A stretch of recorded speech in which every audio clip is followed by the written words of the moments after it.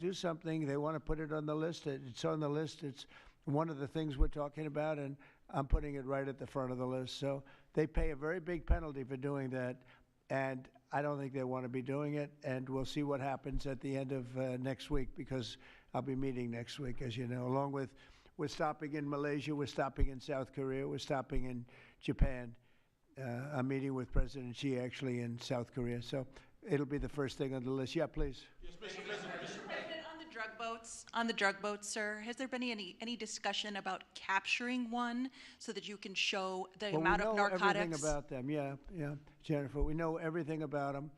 We know where they're coming from, who they're coming with, generally who's in the boat. I'll let Pete discuss it a little bit, but they have incredible intelligence. And, you know, usually when you see 5 engines, I've never even seen that before, but when you see 5 engines on a boat going about 65 miles an hour, loaded up with white powder in silver cases, generally speaking, that's not a good sign. They're not going fishing, right? And you don't see any fishing rods, right? So, Pete, I'll let you discuss that a little bit, please. Well, yes, sir. Likewise, generally you don't see fishing in submarines either, sir. So the U.S. military, as I mentioned, nobody better in the world at mapping networks, identifying who's connected to who inside terrorist organizations. It's just the media is used to hearing that when it pertains to Afghanistan and Iraq and ISIS and Al-Qaeda.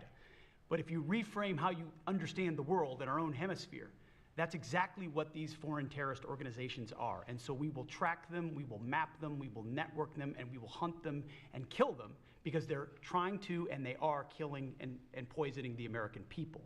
And inside that, we have all the license necessary, all the authorities necessary to take these kinetic strikes, and we'll continue to take them.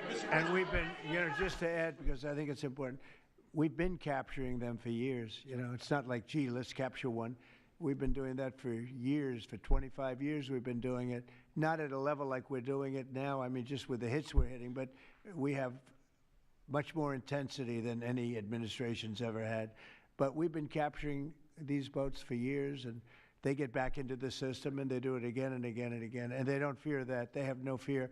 The thing I can tell you right now, it's very hard to find any floating vessel right now on the Pacific or in the Gulf, and I would like to call it by its official name, the Gulf of America, another little triumph of the Trump administration.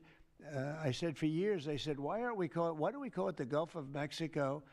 It's 93%, the shoreline is 93%. All right, so I never understood that. So I made that change. I never realized how easy that was going to be, other than, I guess, AP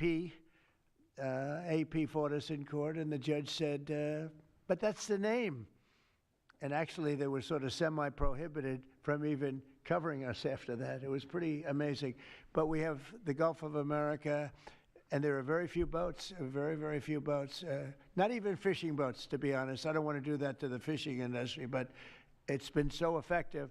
And our sea drugs, as they call them, they use the term sea drugs, the drugs coming in by sea, are like 5% of what they were a year ago, less than 5%.